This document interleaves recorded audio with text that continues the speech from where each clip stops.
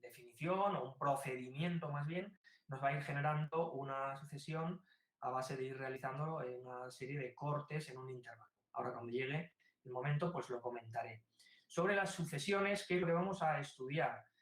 Pues fundamentalmente distinguir si tenemos en las sucesiones el carácter de convergente o no lo tenemos, y en las que no sean convergentes ver si es un carácter divergente, cosa que también nos puede ayudar, ¿no? Las sucesiones convergentes son las que, como está aquí dibujado, se aproximan conforme yo avanzo a una cifra concreta.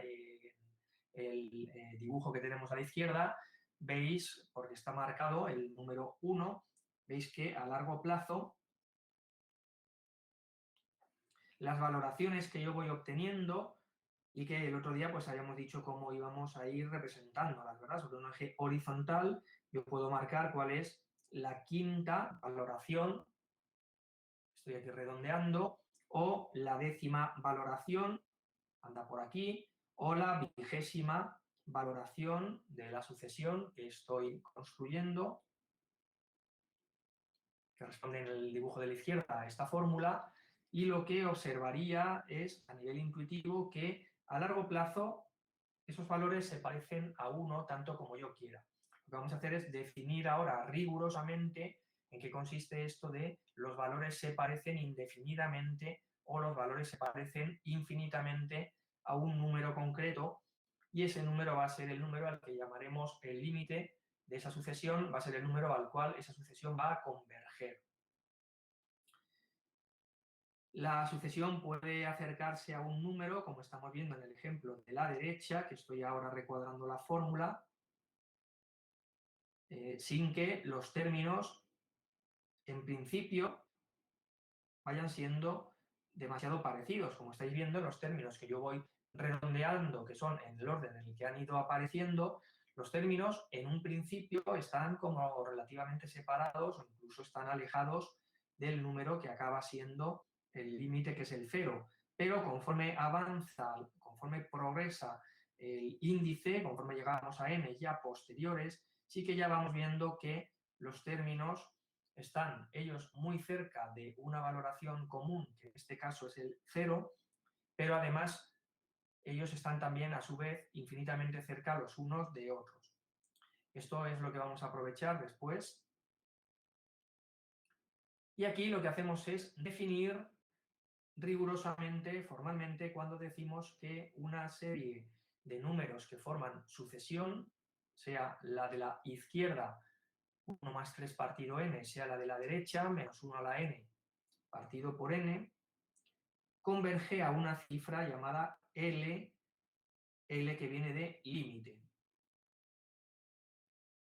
En cuanto a notación, se puede escribir, por ejemplo, de estas dos formas, la idea de que el término general xn o a sub n, en el dibujo de arriba es a sub n, eso da igual, la idea de que el término general a sub n converge a L o tiene como límite L. A veces, en lugar de escribirlo así, hay quien escribe todo. ¿Os dais cuenta? En lo que estoy escribiendo arriba, ahora lo que escribimos es que la n tiende a más infinito. Bien, la n realmente supone, por convenio, se supone que por el modelo que hemos hecho, siempre va a diverger a el más infinito. La n va a ir creciendo, 1, 2, 3, 4, etcétera. Si no lo hace así, pues se puede como recalibrar la sucesión, se puede reinterpretar los índices, porque siempre hay una primera cifra, una segunda, una tercera, y a esas cifras entonces se les adjudica esa numeración. A la primera la n igual a 1, a la segunda se le puede adjudicar n igual a 2, etcétera, etcétera, etcétera. Entonces lo de poner n tiende a más infinito es algo redundante, ¿no? Y por eso lo normal es escribir lo que estoy escribiendo ahora. Escribir simplemente a n tiende a n, a l. Me da igual si pongo la n arriba, si la ponemos abajo, eso también depende. Generalmente se escribe arriba, pero depende del autor, ¿no? Entonces, cualquiera de esas notaciones que hemos ido escribiendo nos pueden aparecer y son todas ellas pues, bastante representativas. Vale, pues aquí nos enfrentamos entonces a nuestra primera definición, a nuestro primer concepto del análisis, que se suele denominar el análisis matemático, a veces análisis epsilon delta, aunque en este caso todavía estamos más bien en un análisis en donde la delta esa no aparece, pero lo que quiero ahora empezar aquí a señalar es que la manera de razonar y la manera de modelizar cuando estamos en análisis matemático es bastante distinta de la forma de razonar y de la forma de modelizar del álgebra, por ejemplo, del álgebra lineal que hemos estado viendo, del álgebra matricial.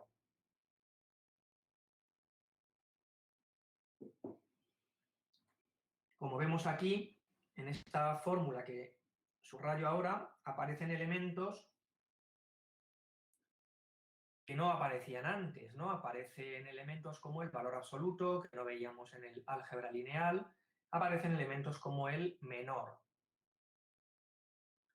Estos son números que no aparecían antes en el álgebra lineal y nos están produciendo una manera diferente de definir las cosas que ahora vamos a visualizar y que vamos a hacer algún ejercicio para empezarnos a familiarizar con ella. Pero importante recordar eso, que el modo de definir las cosas y el modo de razonar cuando estamos en análisis matemático es muy diferente, aunque todo sea matemáticas, de la manera de hacer las cosas en el álgebra y en particular en el álgebra lineal.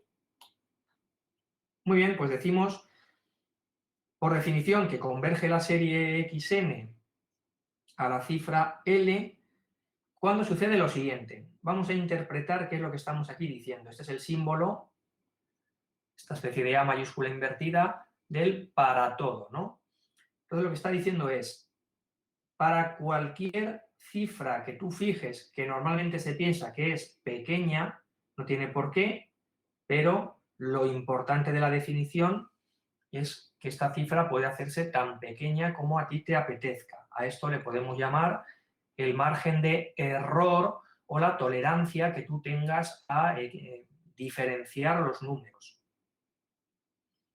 Pues por pequeño que sea el margen de error que tú te concedas, hay un término n0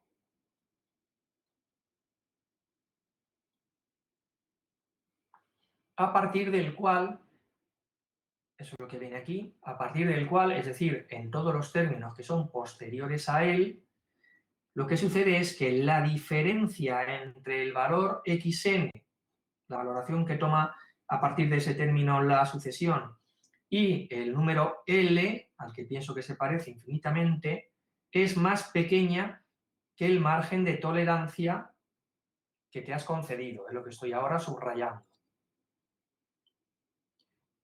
Así que démonos cuenta de esta modalidad de formalización. Esta modelización del límite es una modelización muy diferente de la que se hace en el álgebra. Yo estoy aquí pensando en, quiero algo identificar cuando se parece a largo plazo de manera indefinida a algo que está fijo. Y lo estoy repitiendo, que me pide por aquí Patricia.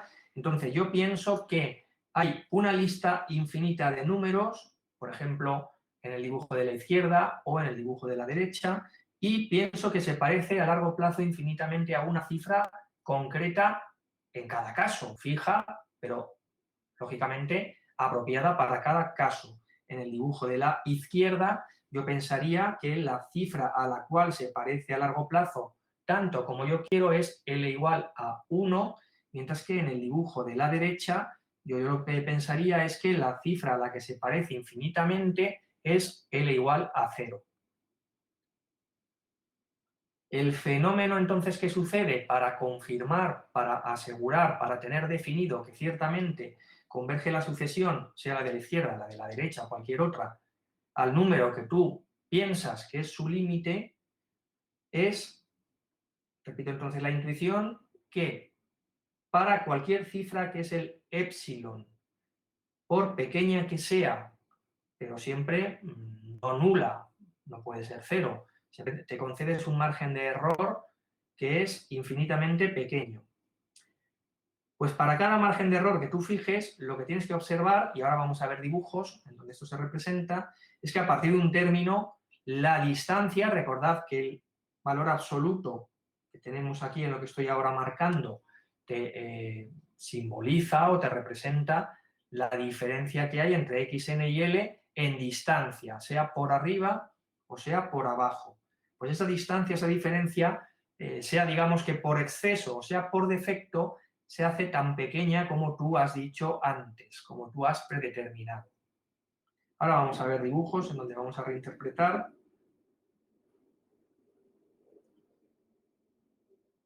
Y también haremos algún ejercicio como el que tenemos aquí marcado. Bueno, aquí tenemos entonces la idea que estábamos intentando representar.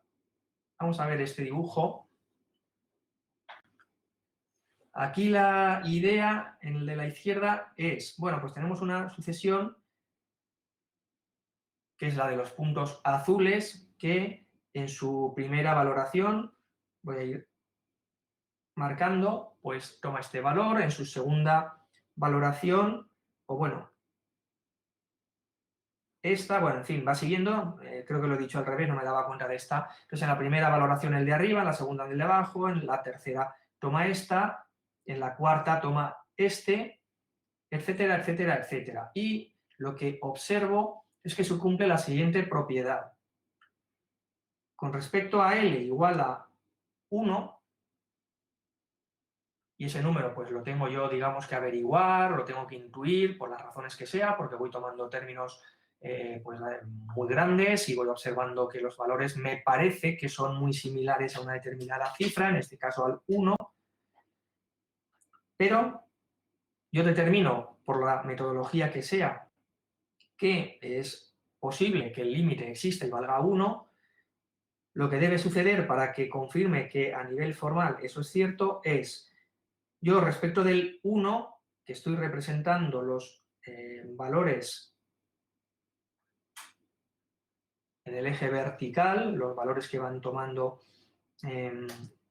los sucesivos términos de la sucesión, lo que hago es, me concedo un margen de error de epsilon por arriba, lo estoy marcando, y me concedo un margen de un poquito menos. Imaginar que yo pienso, mira, para mí, como estamos hablando, por ejemplo, de dinero, pues todos los términos son cantidades monetarias y lo que sucede es que yo no puedo distinguir una cantidad monetaria de otra que se diferencie en menos de un céntimo. ¿Por qué? Pues porque no existe una moneda más pequeña que un céntimo, entonces yo voy a pensar en que para mí todas las cantidades monetarias que son más pequeñas que un céntimo son iguales entre sí.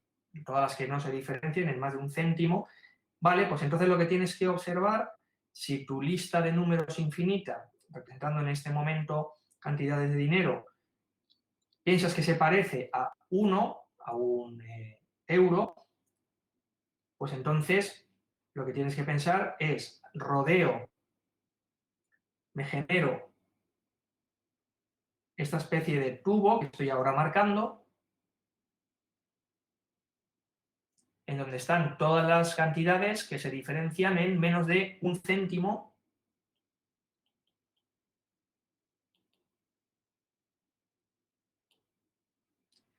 Y si lo que observo es que a largo plazo, ciertamente, a partir de un término, vamos a poner que sea, por ejemplo, este, a partir de este término, todas las cifras están metidas dentro de esa especie de tubo que yo acabo de dibujar, entonces, si eso es cierto, cuidado, para el epsilon que yo he puesto y para todos los epsilon más pequeños que él, para todos los que yo quiera ir poniendo, para todos los tubos más estrechos que el que yo he dibujado, entonces es cuando digo que el límite existe y vale 1. Eso hay quien lo representa de esta otra forma que hay aquí. Tenemos una sucesión de términos, de nuevo los términos azules. Entonces el primer término toma esta valoración de aquí, que estoy marcando, y el segundo término tomará esta valoración, el tercero esta valoración, y así sucesivamente. Pues bien, el concepto de límite es que si yo pienso que A es el límite, lo que debe suceder es que Para cualquier tubo que yo marque, por estrecho que sea, a partir de un término,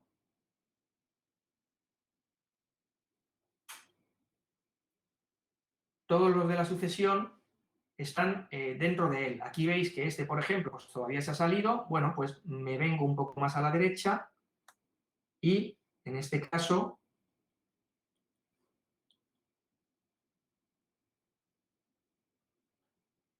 no me ha servido, digamos, el tubo que yo tenía aquí al principio, no me sirve el siguiente, no me sirve tal, pero a partir de un término n0, que no es único, ¿de acuerdo? El término n0 del que habla la definición es algún término a partir del cual suceda cierto fenómeno, puede ser este o puede ser el término este que estoy ahora marcando, pero la sucesión ya entra toda ella dentro del tubo y nunca más vuelve a salir de él.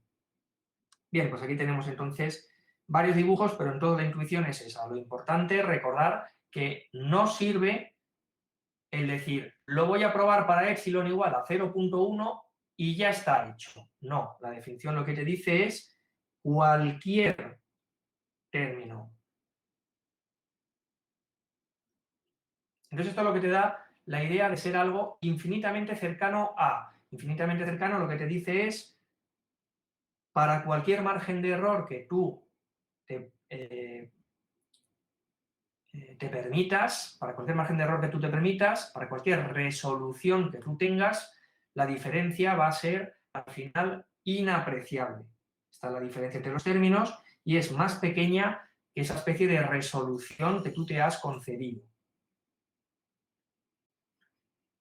Bien, pues este es un concepto en el que conviene hacer algún ejercicio para ver de qué manera se maneja, porque, como explicaba antes, la manera de funcionar aquí en análisis matemático es muy diferente de la forma en la que manejamos los conceptos y los argumentos en álgebra lineal o en álgebra abstracta. Perdón. Entonces ahí teníamos ese ejercicio de una sucesión en la que toma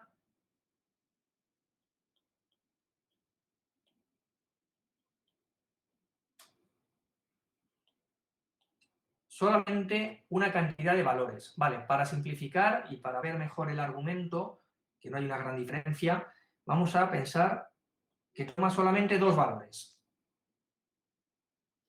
Es decir, que xn pues vale o a o b.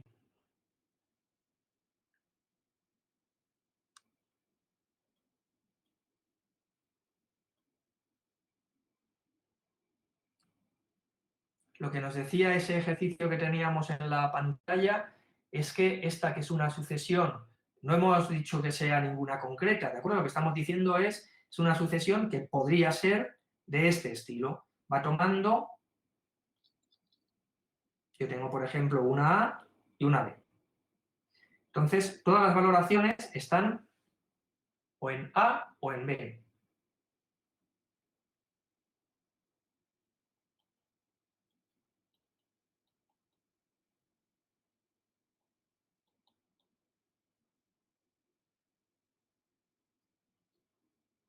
Todas las valoraciones pertenecen a uno de estos dos valores o son A o B.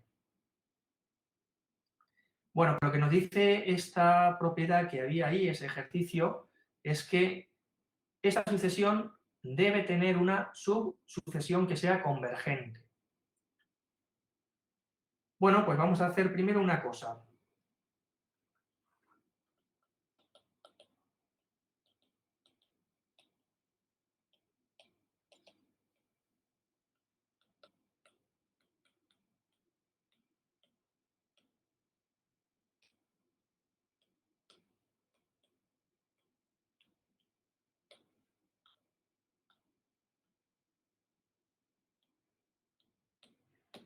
Cuando se introduce un concepto matemático nuevo, pues habitualmente se hace una modelización que responde a algo, ¿no? Aquí yo quería modelizar, estar infinitamente cerca de algo. Bueno, pues una vez que has hecho esa modelización, lo que piensas es, bueno, voy a testarla, voy a hacer un test, voy a ir a los ejemplos más sencillos, los ejemplos donde me parezca más evidente que tiene que funcionar aquello, y entonces si aquello funciona, pues me quedo un poco más tranquilo, ya pienso que la modelización es bastante correcta o perfectamente correcta, pero si en los ejemplos más sencillos esto no funciona, entonces ya tendré que abandonarla, tendré que mejorarla, tendré que afinarla. Aquí, claro, ¿qué es lo más convergente que se nos ocurre? ¿Qué es lo que tiene un límite de forma más clara? Las sucesiones constantes, ¿no? Una sucesión en la que xn valga k, por ejemplo. Bueno, pues para esta tengo que ser capaz de comprobar muy fácilmente que es una sucesión convergente y evidentemente no me hace falta mucho trabajo para sospechar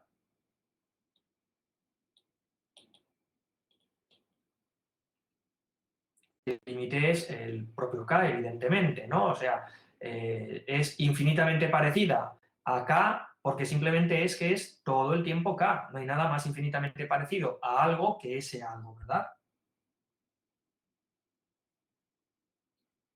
¿Cómo es la definición? Vamos a recordarla y vamos a ver que podemos replicar lo que nos dice la definición. Yo tendré entonces que empezar diciendo, voy a suponer que tengo un épsilon desconocido, pero que sé que es mayor que 0. Y tengo que ser capaz de ver que para algún término se cumple la propiedad que se nos indica ahí a la derecha. Muy bien, pues vamos.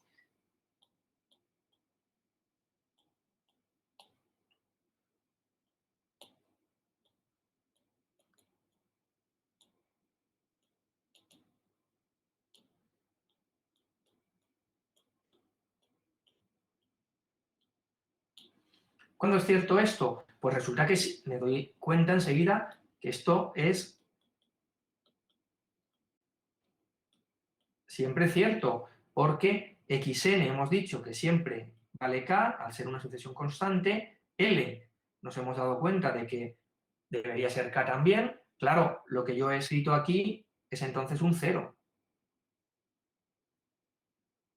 Y como el épsilon es mayor que 0, pues es lo mismo que decir que el 0 es menor que el épsilon. Con lo cual, cualquier n0 garantiza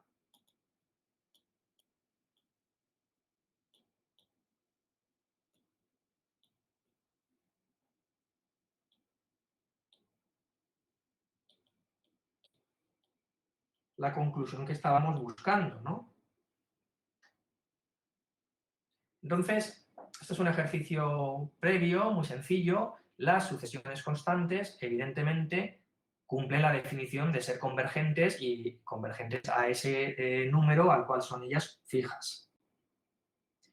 Muy bien, pues esto era un ejercicio, decíamos, previo para investigar qué sucede con este tipo de sucesiones, que toman una cantidad finita de valores. Hemos simplificado porque el argumento no cambia, si en lugar de una cantidad finita pensamos en dos valores y queda más claro. Entonces toma dos valores que son A y B. ¿Qué sucede al tomar dos valores? Y sería exactamente igual si yo pensara en que solamente tomo una cantidad finita de valores. Yo creo que todos podemos ver que alguno de los valores se toma infinitas veces, o el A o el B, porque si los dos se tomara una cantidad finita de veces, pues habría un último momento, porque estamos hablando de finito, habría un último momento en donde se toma la B, habría un último momento en donde se toma la A, y a partir de ahí, ¿qué pasa? Habríamos acabado ya, y la sucesión no puede acabar. Entonces, la clave de este ejercicio que estamos poniendo es que cuando tú tienes una sucesión que toma dos valores o una cantidad finita,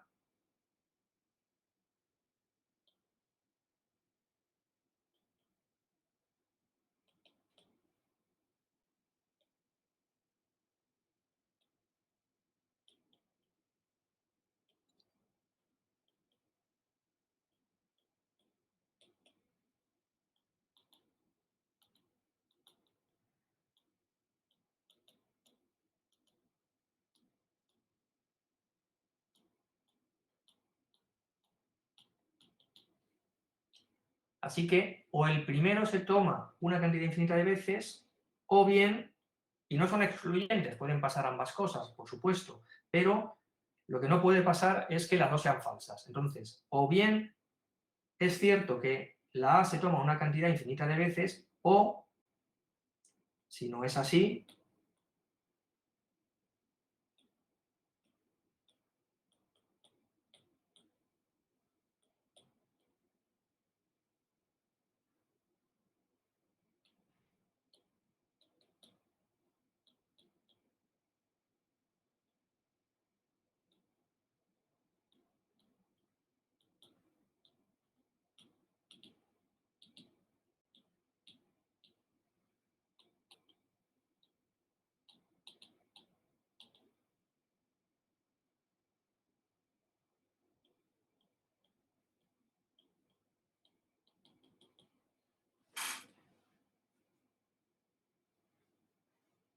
pero la clave es esta: teniendo una cantidad finita de valores solamente, alguno de esos valores que se toman debe tomarse una cantidad infinita de veces, porque sencillamente, si tú piensas en los índices en los que se toma cada uno de los valores, si todo eso fuera finito, la unión de todos ellos daría una cantidad finita de índices, o, digamos también, el último de ellos existe, como todo es finito, tú puedes ir contando hasta llegar al último en cada uno de los casos que tienes, y a partir de ahí entonces la sucesión dejaría de existir, cosa que no puede suceder. Así que uno de ellos tiene infinitos índices. El resultado es que el que tenga una cantidad infinito.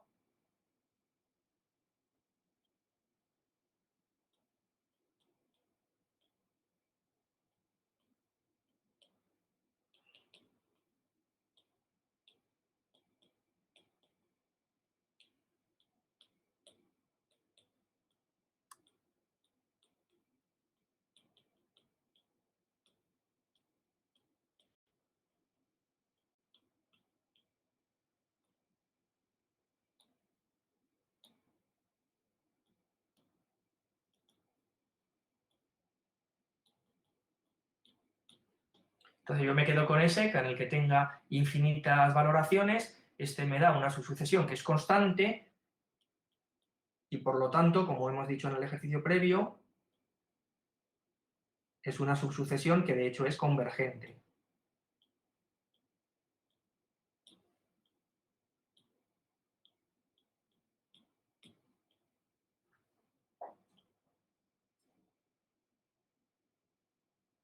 Así que ya tenemos la justificación. Veis que el modo de razonar es muy distinto del del álgebra lineal.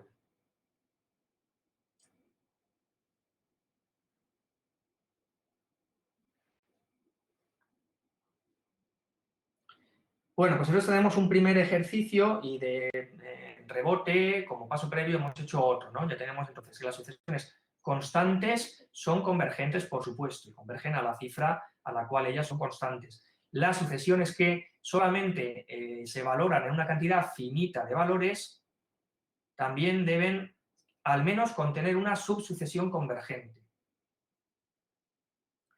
Ahora vamos a mencionar otro caso.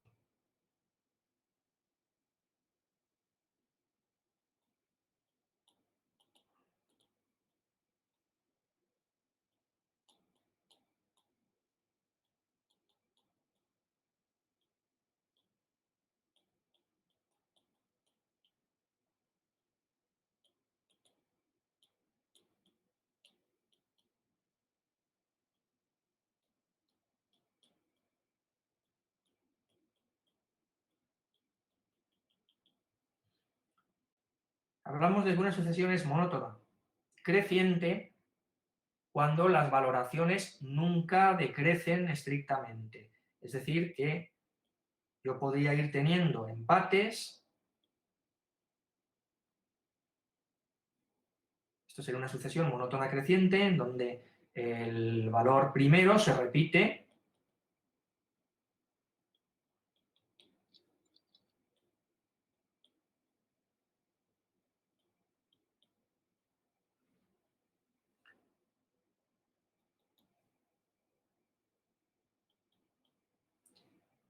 El valor segundo también se vuelve a repetir, el tercero se repite, pero cuando hay un cambio, el cambio siempre es ascendente. Esta es la idea de ser monótona creciente. Como podéis imaginaros, además del concepto de monótono creciente, también está el concepto análogo de monótona decreciente. Entonces, monótona pero decreciente lo que hace es que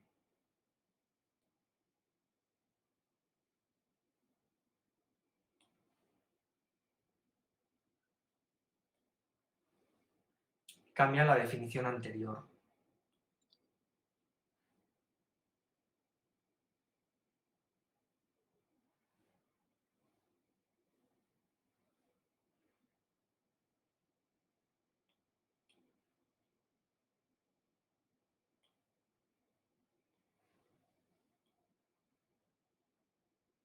Sí que las monótonas decrecientes, como decía antes, sí que admiten empates, pero cuando hay un cambio, el cambio es siempre entonces hacia abajo.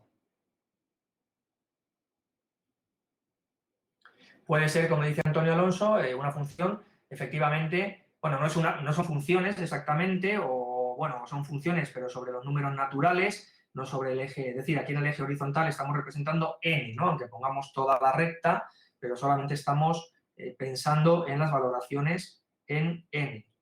Entonces, ciertamente, una cosa que sea horizontal es a la vez monótona creciente y monótona decreciente. En ese caso está incluido, efectivamente. Es decir, las funciones constantes las sucesiones constantes de las que antes hablábamos, aquí, estas sucesiones, las que cumplen esta propiedad, estas son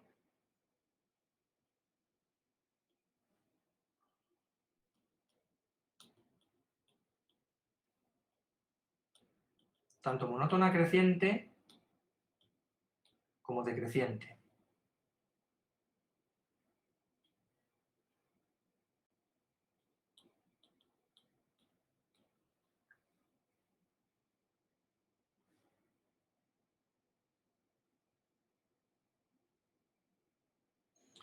Vale, pues en los conceptos estos, si no nos gustan las repeticiones, si no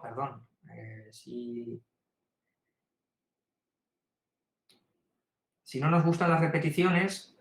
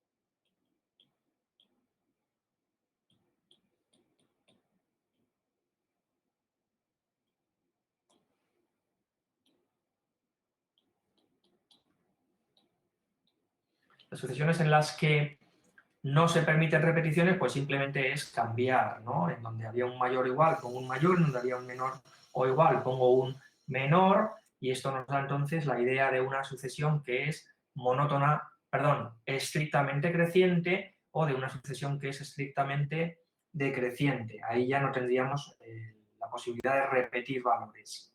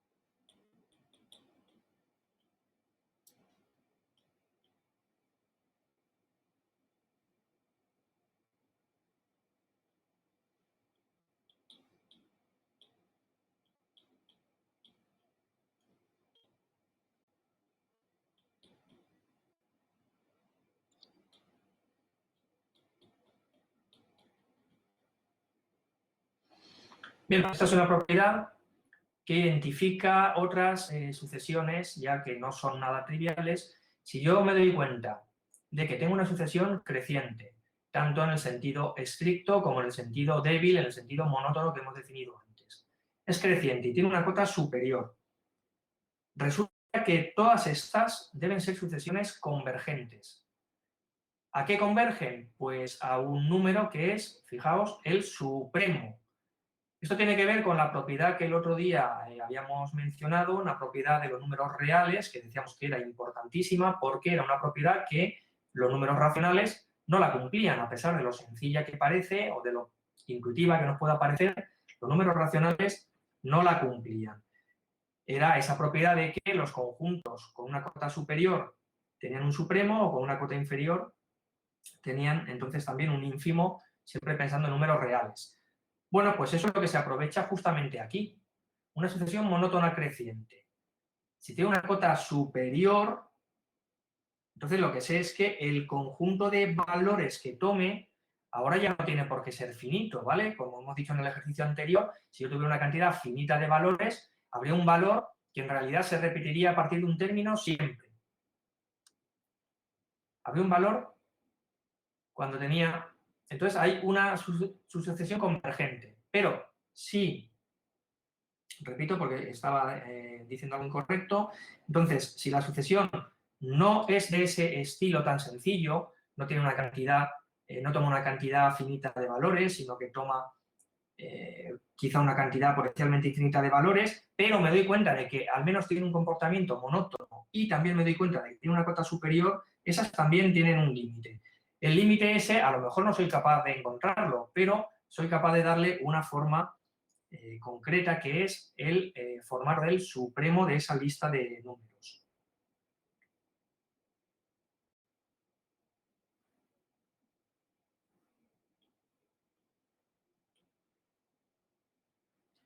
Entonces lo que te está diciendo es, tú observas que los números, conforme los vas tú valorando, pues van creciendo, pero nunca superan una determinada cota, m. Si tú te fijas en la más pequeña de esas cotas superiores,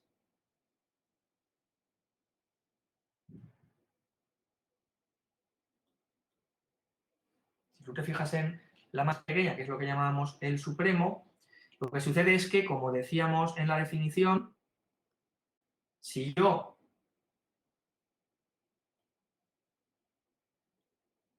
tomo un valor epsilon mayor que 0, para confirmar que ese es el supremo, lo que tengo que hacer es confirmar que la sucesión se acaba, a nivel intuitivo, se acaba metiendo dentro de este tubo que estoy ahora diseñando. Claro, la parte de arriba no me importa porque hemos dicho que nunca va a ser más alta que el supremo, por definición, nunca es más alta que la cota superior. Por definición, la cota superior, y eso incluye al supremo, pues te deja toda la sucesión por debajo. Entonces, de la parte de arriba me puedo olvidar, esa parte no influye para nada en el razonamiento.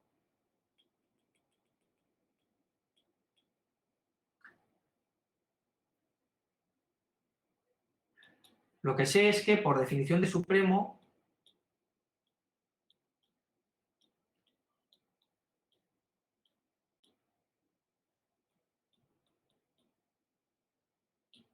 sé que no hay una cota superior en el número s menos epsilon. Por definición de supremo, es la más pequeña de las cotas superiores. Eso quiere decir que si yo me bajo un poquito, como estoy haciendo aquí, bajando a s menos epsilon, bajando aquí, pues ya no me queda entonces una cota superior. Como ya no te queda una cota superior, lo que estarás teniendo es que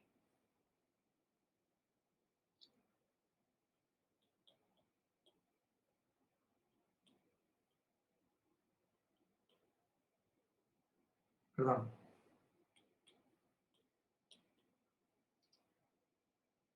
hay un término, como no es cota superior, hay algún término que está por encima. Pero lo que sucede es que es monótona creciente.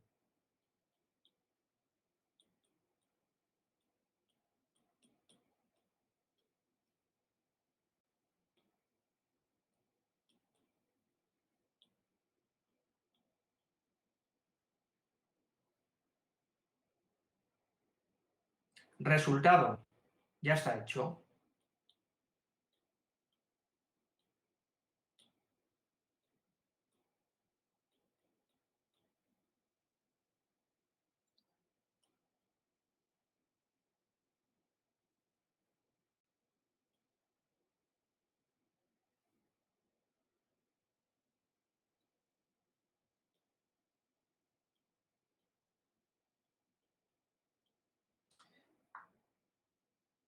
Así que si nos fijamos en esto, ahora voy a volver, pero vemos que el argumento, si uno entiende muy bien qué es lo que sucede con el supremo, cuál es el concepto de supremo, pues entonces el argumento, si os dais cuenta, son 2 líneas, es muy rápido.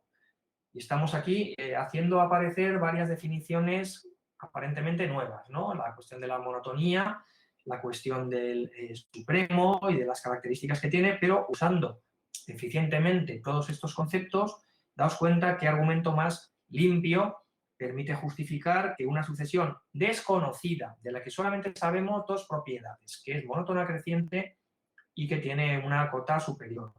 Pues solamente con esas propiedades y haciendo un buen uso de los conceptos, queda justificado que tiene el límite. ¿Cuál es ese límite?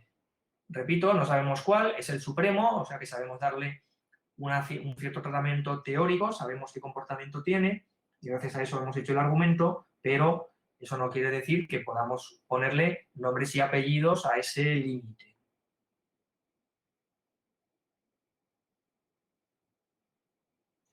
Por supuesto, sucede lo mismo al revés.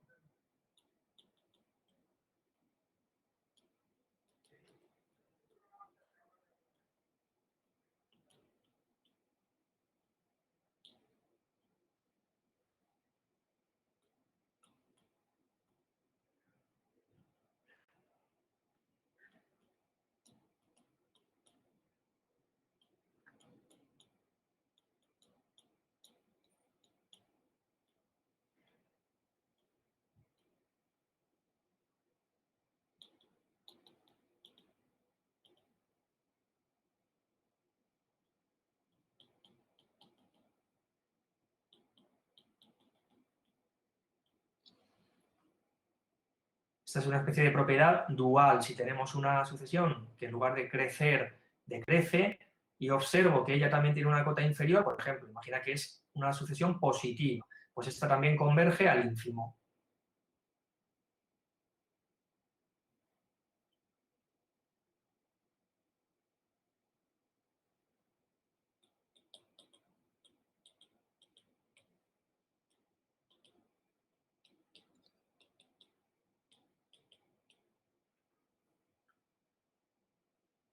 Bueno, pues vamos a ver entonces el caso de esta sucesión. Si nos damos cuenta, 1 partido n, claro, esta es 1, 1/2, 1/3, esta es justamente del tipo anterior, monótona,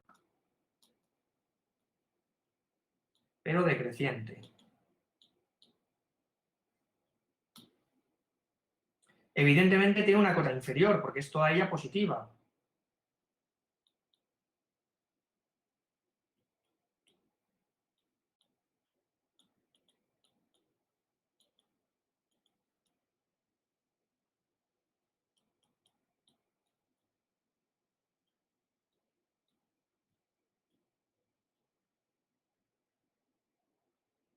Tiene una cota inferior. Entonces, dada la propiedad anterior, debe tener un límite. Ese límite es el ínfimo.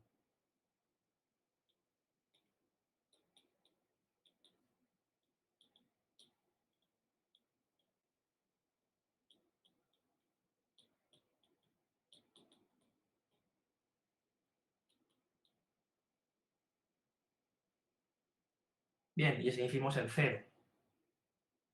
Podemos hacerlo por la definición de ínfimo, viendo que si supero el valor de cero, pues ya no tengo una cota inferior. De todas las maneras,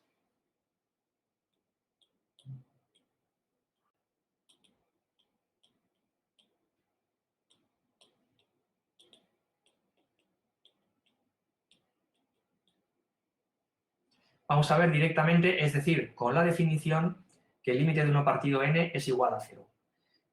Así que vamos a volver a aplicar la definición, lo que pasa que antes lo hemos hecho en un ejercicio teórico, en donde hemos hablado de, ¿vale?, una sucesión que toma solamente uno de dos valores posibles, el A o el B, y con esa pues hemos hecho un razonamiento. Pero ahora estamos en un ejemplo ya totalmente concreto, con un límite concreto que es el 0, con una sucesión concreta, que es el 1 partido n. Pero como antes, la idea es que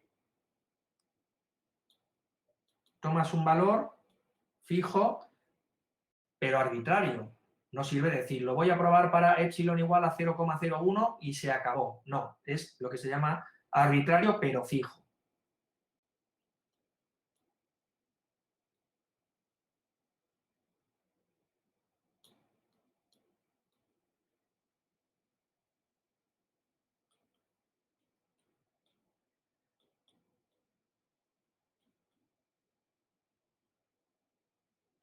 Lo que en la definición es xn menos L, aquí es xn es 1 partido n, entonces L es 0, y esto es lo que pide investigar la definición. Garantizar que esto se cumple siempre a partir de un término a determinar, a encontrar. En este ejercicio, esto de aquí queda más sencillo, porque 1 partido n menos 0 es 1 partido n, como 1 partido n es mayor que 0, nunca es una cantidad negativa, su valor absoluto lo tengo controlado, es el mismo. Entonces lo que me preguntan es cuándo sucede esto de aquí. Bueno, pero es que esto de aquí es lo mismo, equivale a escribir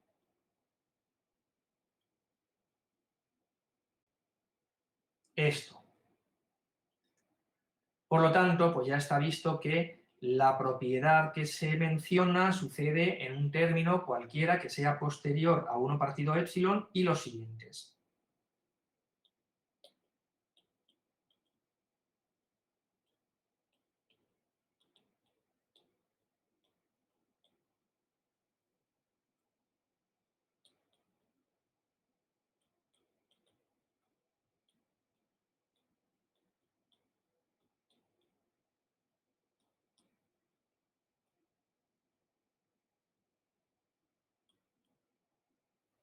Perdón.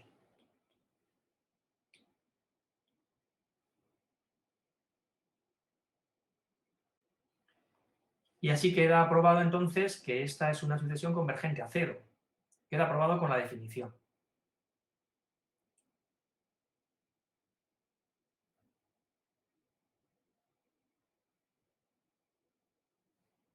Vuelvo hacia atrás por si alguien dejó de copiar algo aquí. Muy bien, entonces, claro, os preguntaréis, ¿pero todos los límites hay que calcularlos así? No, vamos a ver.